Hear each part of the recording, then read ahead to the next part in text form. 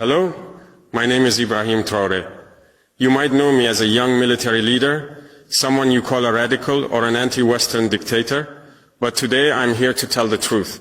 I'm speaking directly to big news companies like CNN, BBC, France 24, New York Times, Washington Post, The Guardian, and Le Monde. I'm watching you. I'm keeping track of every lie you tell, every story you twist, and every truth you hide. This time, you can't turn off my voice. You can't shut off your cameras or edit my words. The world you used to control is gone.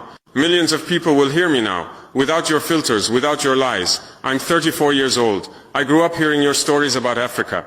As a child, I watched your news on TV. The pictures were always the same. Hungry children with flies on their faces, dry lands, wars and death. You told us this is Africa. You made us feel ashamed of our home, our people and our land. We believed you because we were young and didn't know better. But as I grew older, I started to read, ask questions and learn. I realized the Africa you showed us wasn't real. It was a story you made up. You wrote a script for us, and it was full of lies. The false story of Africa.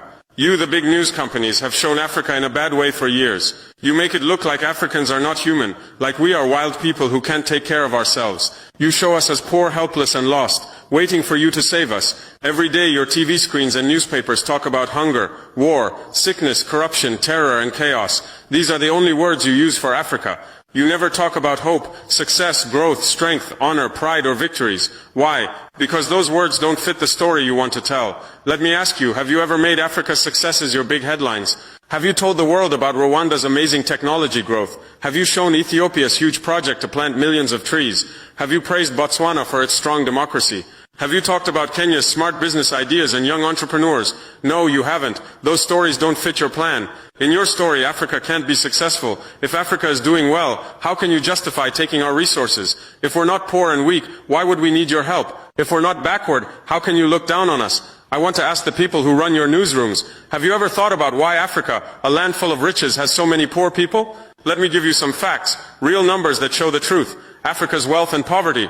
Africa has so much wealth, but our people don't see it.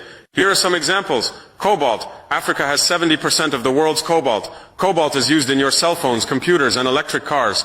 Most of it comes from Congo, but the people in Congo can't afford phones or computers. Why? Platinum. Africa has 90% of the world's platinum. Platinum is used in car parts, electronics, and medical tools. It comes from South Africa, but South Africans struggle with unemployment and poverty. Gold. Africa produces 30% of the world's gold. Countries like Mali, Burkina Faso, Ghana, and Tanzania have huge gold mines, but our people live in poverty while gold flows out of our lands. Diamonds. Africa supplies 65% of the world's diamonds. Countries like Botswana, Angola, Congo, and Sierra Leone produce billions of dollars worth of diamonds. But miners in those countries earn just $1 a day. Uranium. Africa has 35% of the world's uranium, which powers nuclear plants. Niger, Namibia, and South Africa produce it. Your cities, like Paris, have electricity because of our uranium, but our villages stay dark. You ask, why is Africa poor? That's the wrong question. The real question is, how is Africa kept poor when it's so rich? The answer is simple. Colonialism never ended. It just changed its face. How colonialism continues. In the past, you came to Africa with armies and took our lands. Now you come with companies and contracts. You used to rule us with whips and guns. Now you control us with loans and deals. Let me give you examples with names, numbers and facts. Lancor. This is a Swiss company that mines cobalt in Congo. In 2022, they made $256 billion in revenue. But they paid Congo only $500 million in taxes. That's just 0.2% of their earnings. Is that fair? Rio Tinto. This British-Australian company mines bauxite in Guinea. They take out 20 million tons every year. What does Guinea get? Pollution and sickness. Total Energies. This French oil company works in Angola, Nigeria, and Congo. In 2022, they made $36 billion in profit. But they leave behind old, dirty pipelines and poor communities. Anglo American. This company started in South Africa but is now based in London. They take diamonds, platinum and iron. What's left in South Africa? Millions of unemployed miners. These are just a few examples. There's more you don't see. Secret deals, hidden bank accounts and tricks to avoid taxes. Every year, $88 billion leaves Africa illegally. That's money stolen from our people.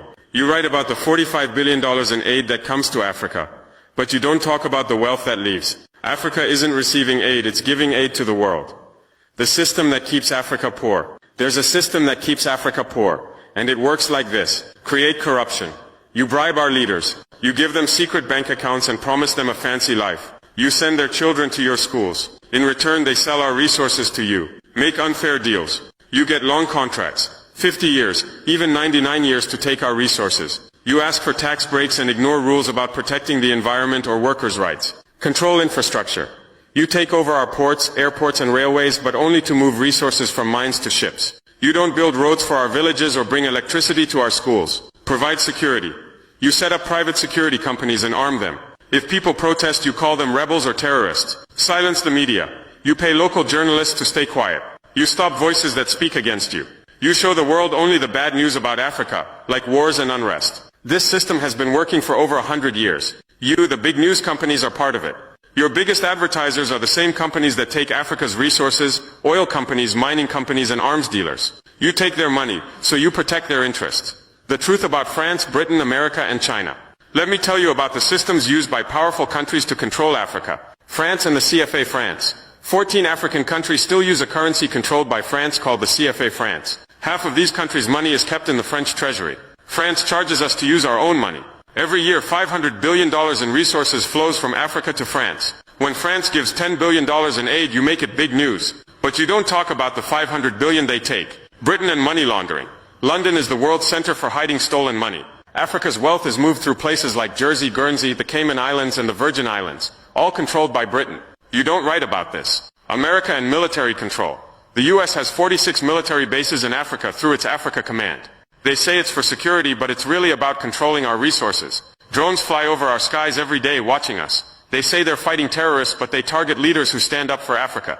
China's new game. China says they want to help Africa by building roads and giving loans, but in return they take 99-year contracts for our ports, mines and farmland. Countries like Sri Lanka and Zambia are now trapped in debt to China. Is this really win-win? You don't write about these things because you're not free. You're controlled by billionaires. Jeff Bezos owns the Washington Post. Rupert Murdoch controls Fox News, the Wall Street Journal and the Times. Carlos Slim, a Mexican billionaire, is a major shareholder in the New York Times. These people didn't get rich by helping Africa. They got rich by exploiting places like Africa and Latin America.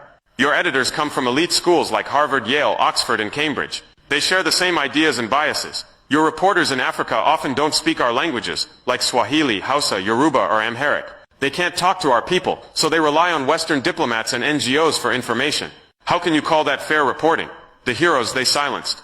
Let me tell you about the African leaders you've ignored or lied about. Patrice Lumumba, he was the leader of Congo, killed on January 17, 1961. The CIA and Belgian mercenaries were involved. They dissolved his body in acid and kept his teeth as souvenirs. In 2022, Belgium returned one tooth to his family after 61 years. You called it chaos in Congo, but didn't investigate the killers, or Belgium's crimes. Thomas Sankara, he was my hero, the leader of Burkina Faso, killed on October 15th. Sankara vaccinated 2.5 million children, planted 10 million trees, raised literacy from 13% to 73%, gave women equal rights, banned harmful practices, and fought corruption.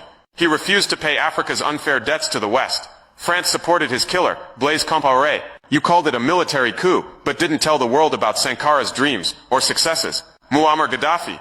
Yes, he was a dictator, but he did a lot for Libya. Under him, Libya had a high income, free healthcare, free education, and cheap fuel. He built a huge irrigation project to make the desert green.